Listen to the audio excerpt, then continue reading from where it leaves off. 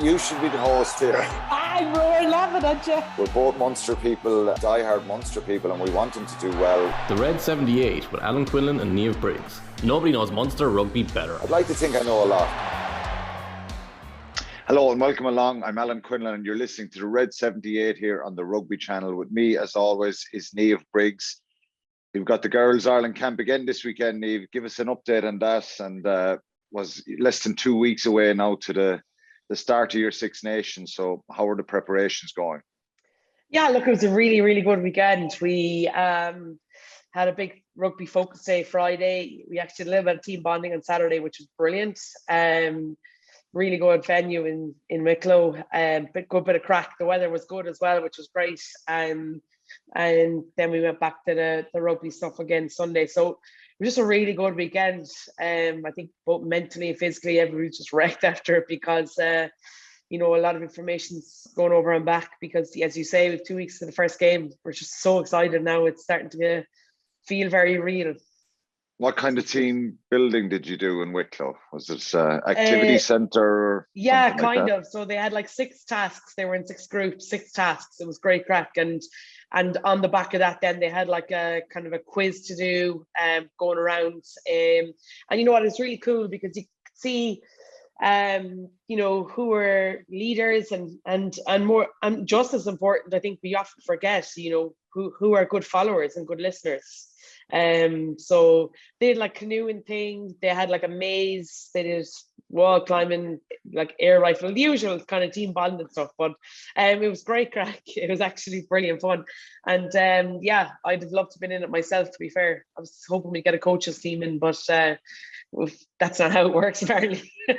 Well, it's important. The team building stuff is very important to try and bond team, particularly when you've not a lot of new players. Do you whittle down the squad another bit now next week, or are you keeping that group for the whole Six Nations? No, we're going to go with 38 again next weekend. I think it's really important. We're trying to marry both 7s, 15s in terms of 7s will have a World Series towards the end of Six Nations. So we've got to make sure that everybody's up to speed on the rugby.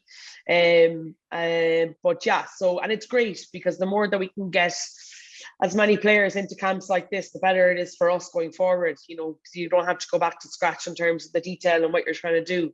And to be fair, they're pushing each other really hard, which is great. Were you on the training field at the weekend or?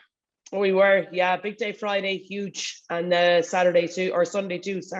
Sorry. So, we did. We had a lot of rugby, and then obviously off the pitch, a lot of information, a lot of video to review. So it was fairly full on, and obviously then when you're a player, I don't know if you remember this, but you're doing your detail or whatever it is, and then you belt away and have a cup of tea or whatever with the girls, and then you go to bed. Whereas coaching, it's like as if it's never ending. It's never ending. Yeah. Did you get to watch the Irish game? It was obviously a great weekend from an Irish point of view, so you got the chance to sit down and watch that. Yeah, we did, and I think that was really important. We watched it together as a group, which was great in the team room. And it was good. It was really good. So it was brilliant for them and the 20s too, to be fair. What a brilliant result for them. Hopefully we'll get to, and I'm pretty sure we will. We'll watch a good chunk of Super Saturday next weekend. Good Irish results, but unfortunately Munster lost against the Bulls on Saturday. That was on at 2:00. It was a feast of rugby at the weekend with all the internationals and obviously, I think we should say at the start that these games weren't supposed to be fixed on international weekends. For anyone that doesn't know that, they were cancelled. They were supposed to be back in November, so cancelled because of COVID. So the whole idea at the start of the season with URC to kind of give the competition a bit more kudos and have more of the internationals playing was to have breaks during the international weekends. That didn't happen, so it's a bit strange and a bit more difficult for the traveling teams going to South Africa. As always, we want people to be involved, so I put a tweet out yesterday, and you have some reactions there. Call out a few of them and identify the culprits. Yeah, look, I think Stephen Siegel, which is a very good Twitter handle, feels that that they really must show up next weekend, that the Lions are nowhere near the standard and the quality of the Bulls. And Mike Kendellen is a superstar. We agree. We'll talk about him later.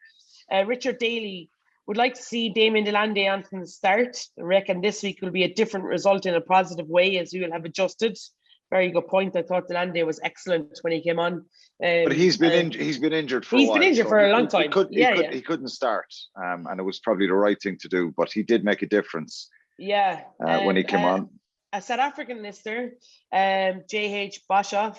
As a Lions fan, I'm really nervous for next weekend. Munster grew as the Bulls game progressed, and their performance in the last quarter showcased how well conditioned they are. The high veld is something else. Dame Delande also made a huge impact when he came on. So they were like really good. I think Gavin Murphy talked about if we have I think it's a little bit harsh in my opinion. If we had a decent front row, then we'd have won the game. Pity. When is Ollie Jaeger arriving? Is that done and dusted? No, well, that's Gavin. What's his name? Gavin Murphy. Yeah, Gavin must know something that nobody does, because he keeps tweeting us about Ollie Jaeger, who plays for the Crusaders, the Irish guy, tight head prop, who's done remarkably well in New Zealand.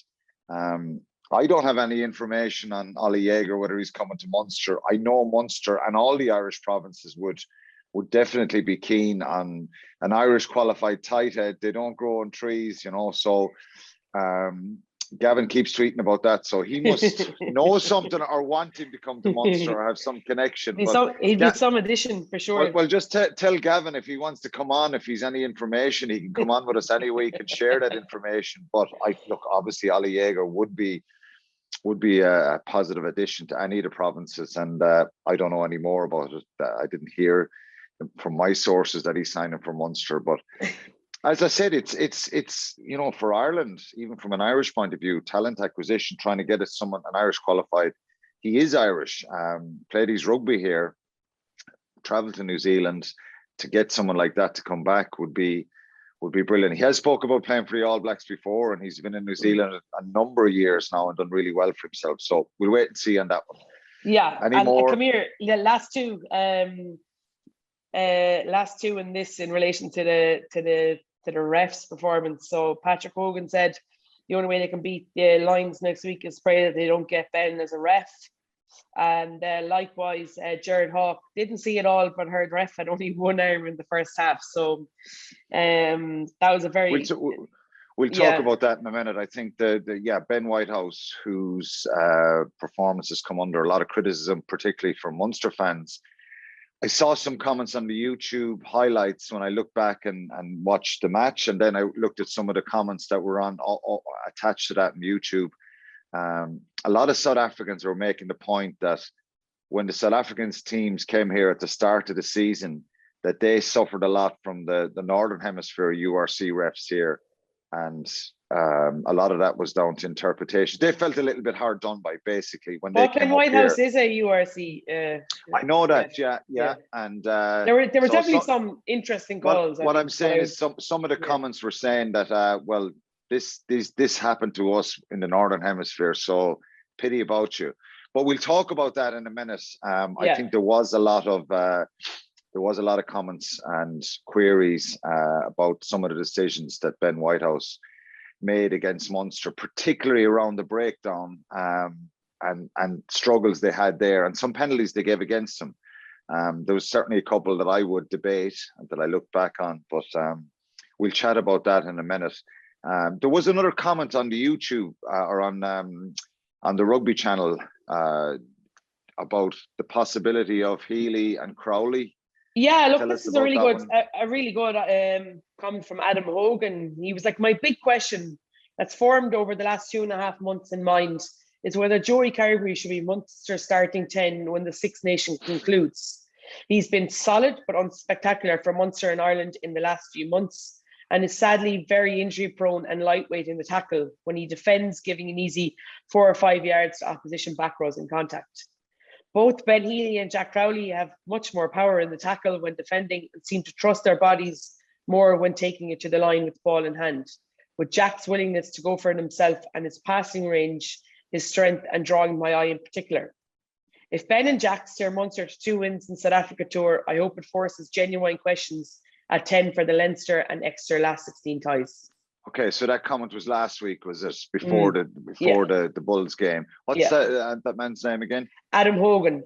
Adam Hogan. Yeah, well, it's a relevant point. Well, it could be a relevant point, and it'd be interesting what the listeners think about that, the ability of that happening. Maybe having Carbery as a fullback or an outside centre or wherever.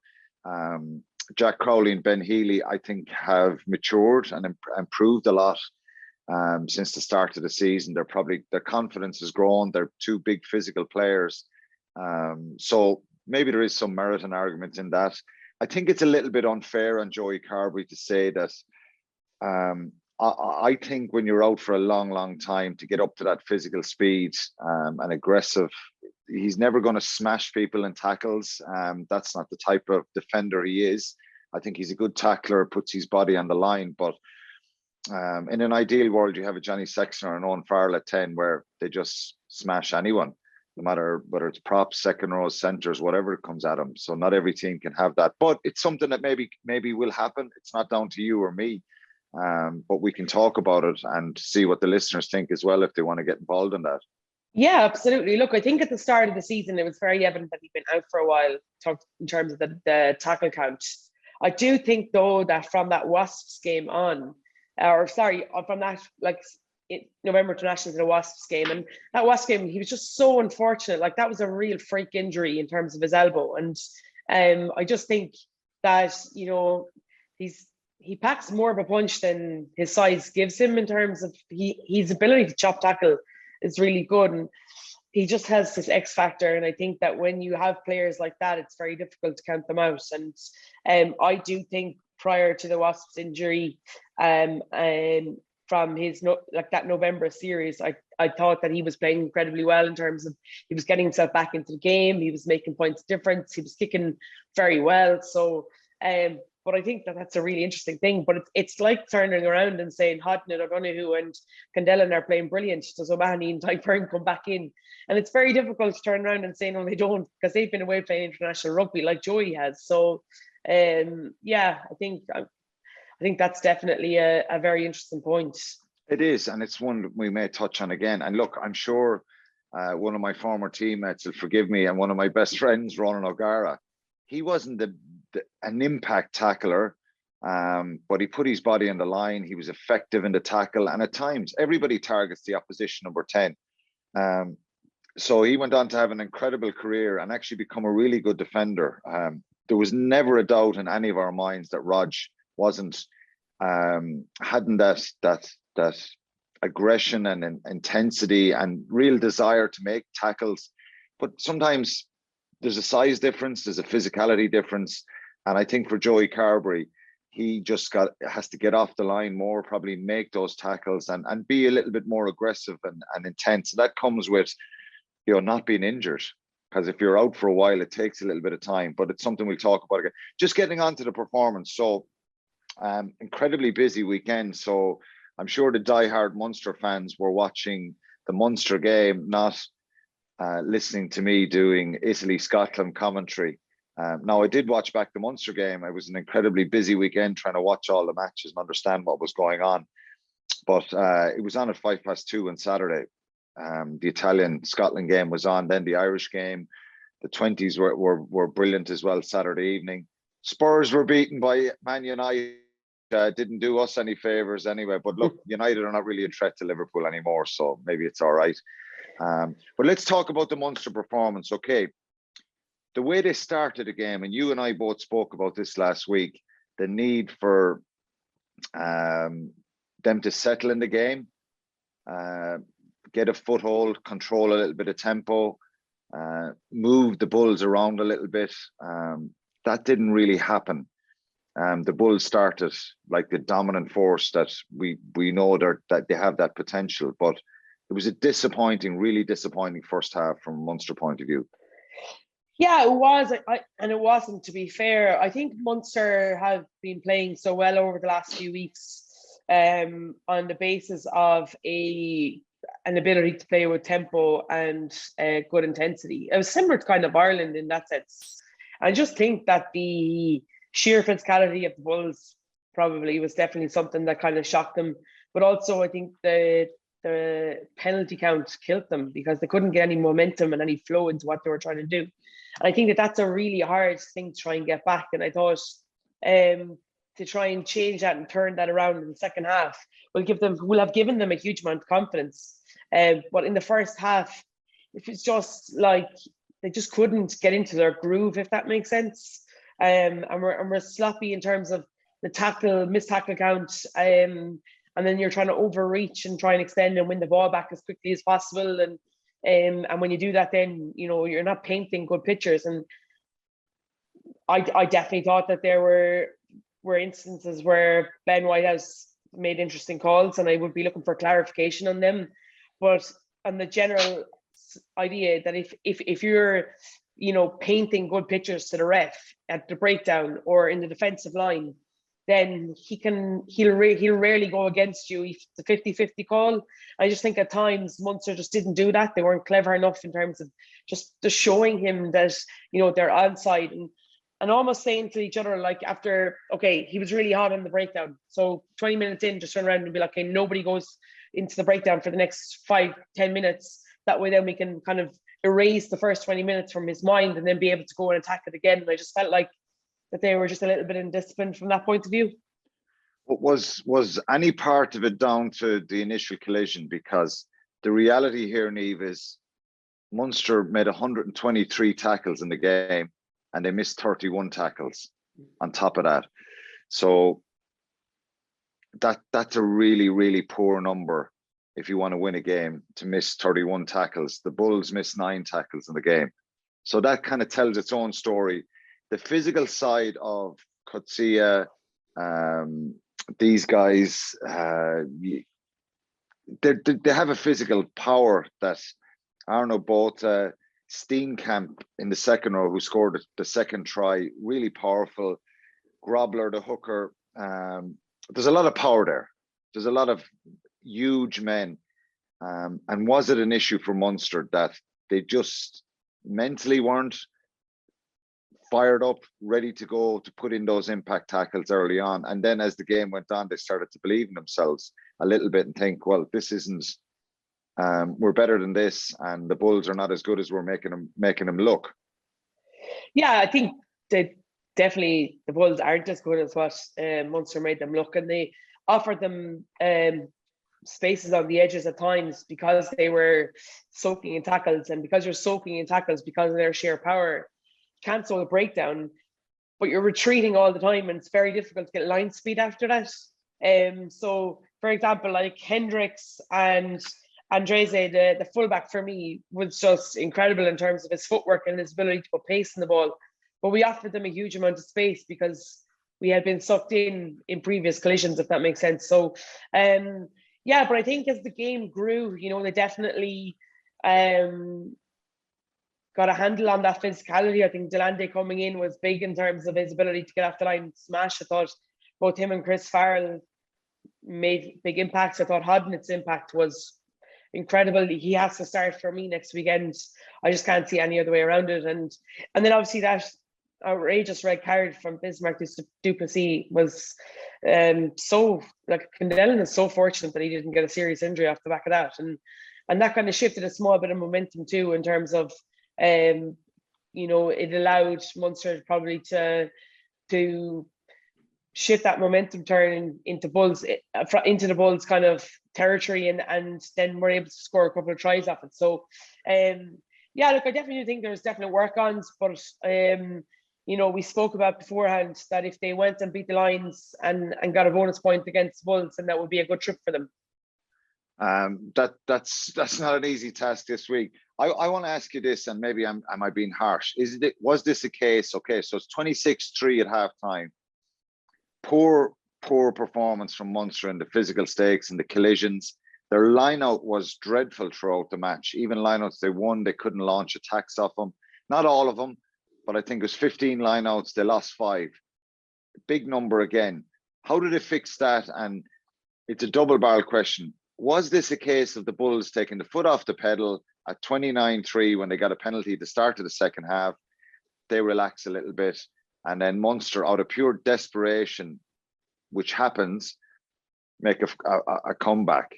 Does it mask over, the difference here? It finished 29-24, or was it this a genuine, we played poorly in the first half, we're a lot better than this, let's wake up at half time and execute better and defend and man up a bit more?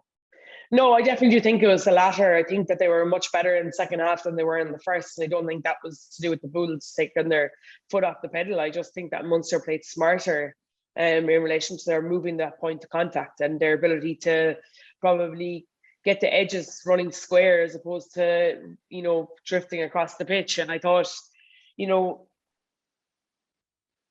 Bulls only scored 3 points in that second half. That's not taking your foot off the pedal. That is, you've been absolutely dominated in that second 40. I think the issue now at Munster is that they really, and we've kind of had this kind of conversation over the last while in relation to the slow starts and an ability to give teams head starts and try and chase them. If you're the coaching ticket this week now, you're really emphasizing a fast start. We've got to get out of the blocks against the lines. We've got to start to put them under pressure. And I thought, at the start, they did do that, but they just couldn't. I just think they allowed Bulls back into the game with ill discipline and poor decision making in relation to the defensive stuff. So no, I do think that Munster definitely played way better in the second half. They played smarter, and I think that going into this weekend, there's got to be a huge concentration on starting quick and starting fast, but also that set piece. And I think Jeremy Barnes has picked up a head knock. Is he back in time for the next game? If not, then you're looking at Scott Buckley coming in with Niall Scannell, and also the lift, the jump. They've got to be way more cohesive in that set. Okay, so we'll talk about the Lions game in a minute. So the general consensus is Munster started poorly. It can happen. I've been there. You've probably been there. You do wake up a little bit and you execute better and you tactically are more aware. And it was always going to be difficult. They're playing against a big physical side who are at home. You're playing at altitude, and some of those decisions are going against you, which can happen as well when you're away from home. So it's more positive than negative, we think. The second half, I thought they showed incredible character. Easy thing to do would be fold and keep falling off tackles. And there's possibly a lot of learnings here for this group, particularly younger players. And some of them did really front up, not just in the second half, but throughout the game. And one of the comments that we got was, Munster looked fit. The conditioning, it's something we always pride ourselves in the Irish provinces here, the fitness and the conditioning. And that did tell in the second half. Who were the standout players for you, and who played well in that game? Yeah, look, I think the Jack O'Donoghue, Kendellen were excellent. I actually thought John Klein probably was throwing his body on the line, made a lot of tackles as well. Dermot Barn, when he came on, probably. Isn't it funny about John Klein? It's kind of what we expect from now. We don't really talk about him because we know that that's his level all the time. We should probably doing him a disservice. But I did think Finian Wycherley. Finian was, I thought Ben Healy was very good. He kicked very well, controlled the game. I thought Chris Farrell had another busy game. One penalty for another high tackle. We've just got to watch that, I think, because that's a few now in the last few games. I thought Mike Haley was good again too. I think probably saw a little bit more from Zebo. He had one unbelievable left-footed clearance kick from inside his kind of own 5 meter dead ball area. But are we getting enough out of him? I still don't think we are. Well, probably he was unlucky when he stripped the ball and off the Bulls player. And it bounced up to Tambaway, the winger, who was incredibly quick, and that gave that was a soft try to concede. It was a 7-pointer, so Zebo was trying to strip the ball out of the tackle. But we're not giving any of these players 8 out of 10, 7s or 8s out of 10 here. They're probably 6s or 7s. Would that be fair enough? Because of that first half. I thought Hodnett was brilliant. Hodnett would be up there for me. I thought the finishing back row would have definitely all played very well for me. I thought they were excellent. Okay, we'll talk a little bit about the Lions. We'll preview that in a few minutes, but we'll move on to our, as I said, the consensus is great character shown to come back, and maybe a bit of an eye-opener as the type of intensity you need to start these type of games. And let's be honest, from a neutral's point of view, and somebody, we all want the URC to be stronger, and the South Africans coming into it. We had 4 results to the weekend. The Sharks beat the Scarlets 37-20. The Bulls beat Munster. Lions beat Cardiff and the Stormers beat Zebra. So all wins. Yeah, it's all wins from the start of the season. It was really difficult for the South African teams coming up, and we want more competitiveness. We want more tighter games and physical games, not one-sided games. So it's good from the competition's point of view, and certainly good from the South Africans. Are you watching Andy Farrell piece? Let's move on to that now. Who did you pick this week? Yeah, so this week I've selected Alex Kendellen. I thought he was excellent. It's probably the first time we've seen him at 8 this season. He's usually been on either flank. So I thought he was incredibly busy. Unlucky a couple of times at breakdowns not to get the poach or the jackal, because Ben Whitehouse wasn't very hot on giving that. So, but his power, his footwork through contact was incredible. His explosiveness is, we watched him at under 20 level with Ireland, and sometimes that can be difficult to translate into senior rugby. And oh God, he's a wonderful talent. I think he's definitely making a mark for coming into Leinster, Exeter, because I just think he's the type of player that has that kind of. It's almost like that kind of X factor. You're kind of hard to put your finger on it, but he just has something, and I think that he'll be difficult. Both him and Hodnett, to be fair, are playing exceptionally well every time they play for Munster now, and they definitely have to genuinely come into the conversation. Yeah, there's a lot of optimism, positivity about all the loose forwards in Munster. Jack O'Sullivan is another one. John Hodnett has been fantastic. But I think I agree with you. Alex Kendellen is a wonderful player. Strengths, weaknesses, I think strengths, footballer, breakdown poacher, versatility, can play right across the back row. There's a toughness about him as well. He reminds me of a Caelan Doris type number 8. When he gets his hands on the ball, he's a brilliant stepper and a real leader as well, because he's captain of the Irish under-20s. He's still only 21, just 21. So I think it's a really good call. And look, again, we talk about Are You Watching Andy Farrell piece. Of course he's watching. All these players will be monitored throughout the season, even during the Six Nations. And I think Alex Kendellen, we try to talk and see, have they got potential? Maybe it's a little bit unfair on some that they can go and start for Ireland, but this is a potential situation here. This guy, I think, in the not too distant future, can take the step up like Gavin Coombs has. Gavin Coombs hasn't gone on to be a starter for Ireland at the moment, but I think Kendellen is a wonderful footballer. I love his attitude. Do you bring him to New Zealand? I don't know. We'd have to start going through all the other back row options throughout the country. I think it's an incredibly competitive area, and it has always been. If he finished the season strong, like I said about John Hodnett a few weeks ago, if they start from Munster, which again is a tall order because you have O'Mahony, Tadhg, Gavin Coombs, Jack O'Donoghue, Chris Cloete. There's a lot of players there. There's a lot of people that can start. Where does he fit into that in the next couple of weeks? Who knows? There's a lot of matches, but I think he's certainly putting his hand up, and he's going to be in Johan van Grand's thoughts. And Andy Farrell will know about this guy and know about his potential. He's come through the system here, and I think he's a wonderful player. He got sin-binned on Saturday for a no-arms tackle, which is correct. Then was involved in that incident with Duplessis, which was stupidity out of his part, but a brilliant footballer. So he's a player this week. Are you watching Andy Farrell? And I'm sure he is. I must meet Andy Farrell actually in one of the days now and ask him, is he watching all these players, and does he listen into the podcast? But listen, we've got to move on. Brilliant performance for him. Quickly, and we don't have a lot of time. Quick chat, look back on the Ireland-England game. You watched it. I wasn't commentating on it. I was able to watch it and relax and watch it on TV. What was your overall view of the Ireland's bonus point win in Twickenham, Niamh?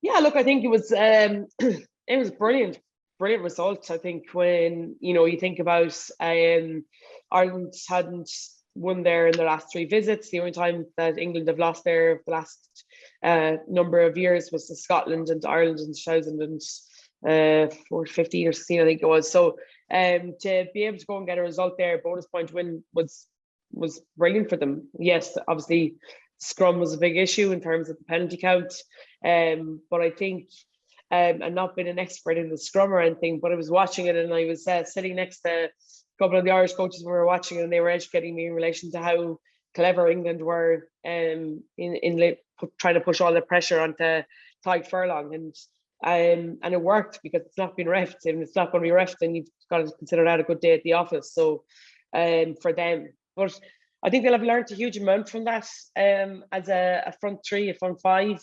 And I think that the ability to go and get, I just thought like players like Hugo Keenan was exceptional, especially in the last 15-20 minutes. I thought Jack Conan was really good when he came on. I thought Doris was excellent at 8. And as good as Jack Conan's been over the last 10-12 months, for me, Doris just offers you a whole other platter of ability. I think his running lines are exceptional. He's incredibly powerful. He's so physical, and that's a really difficult decision now for that coaching ticket going into next weekend.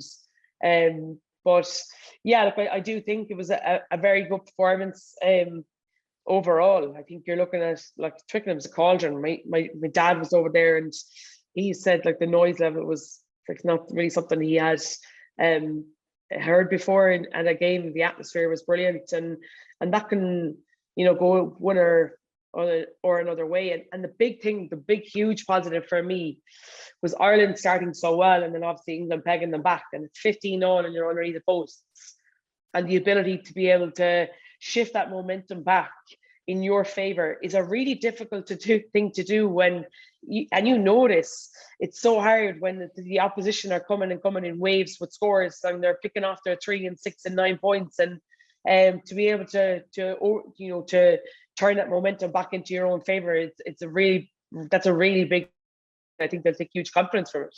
Yeah, they showed a lot of character and a lot of calmness, I suppose, to get the result in the end. A lot of debate about the scrums. Nigel Owens came out, said it should have been probably 3-3. I think some of the scrums are illegal, and it's something that Ireland have got to probably deal with and look back. I'm sure they'll have sent their feedback back to the head of the referees and analyse that. But any day you can go to Twickenham, get a bonus point win. Just on the Charlie Ewell's red card at the start, and just very briefly, as a coach, when you see a tackle like that and you're coaching girls, is it something you work at, and is it something you're conscious of at the moment about the tackle height of the player entering? Because we're actually starting to see a lot of head-on-head collisions now. The emphasis is on the tackling player to go lower. Is that something you're conscious of? And will you be mindful of that now heading into the Six Nations? Because look, there is no intent, but Charlie Ewell's has to go lower. James Ryan's game is over. Let's hope he's okay. Let's hope James Ryan is okay from that. But is that something you're mindful of as a coach? Yeah, absolutely. Look, we touch on it every week, both with Bose and now with Ireland. There's we look at tackle tech even as a primer to the sessions. I think it's so important. And the thing is now is that the defensive stuff has changed. So, you know, when we were playing, it was very much an up and push and a wedge type of a defensive system. And, you know, you look to try and use a touchdown as your friend, and then you will come up. Whereas now it's huge onus is on the defensive line to get set body in front, is what they call it, and get yourself in an upright position in order to put pressure on the ball carrier. And therefore, the dip is really difficult to do in that moment, because it's really, you're going at 1,000,000 miles an hour. It's a very split-second decision, and you've got to be really quick to do it. And I think that's a huge thing. And I thought, look, 100% a red card. Very unfortunate for James Ryan, obviously given his issues for the last while. And Ireland are at a loss because they're missing their pack leader as such. So yeah, I think that's definitely something that every team are looking at and trying to work on. But, you know, ultimately when you're in the cold face of the game and it's test level rugby, and it's, you know, you've all this noise and the intensity is like huge, especially at the start of the game. And, you know, you just want to get off the line and you want to make a big hit. You want to make a statement for your team. That's probably when it's probably at its most dangerous. And unfortunately, you know, for Charlie Ewell's and red card, but also for James Ryan. And to be fair to England, we mentioned the word character. They did show a lot of fight to try and make a real fist of that game and get back. But thankfully, from an Irish point of view, they pulled away in the end. And I thought that was impressive, the reaction at the end. Johnny Sexton made the point that they would have probably lost that game in times gone by. So hopefully they're growing. It certainly wasn't perfect. Just finally, the final piece, couple of things to look out for against the Lions on Saturday. That there's a perception and a feeling now that the Lions are not as good as the Bulls, and that because Munster came back at the weekend, that all's going to be rosy on Saturday and they're going to beat the Lions. Is that the way it's going to be? Is that the way rugby works?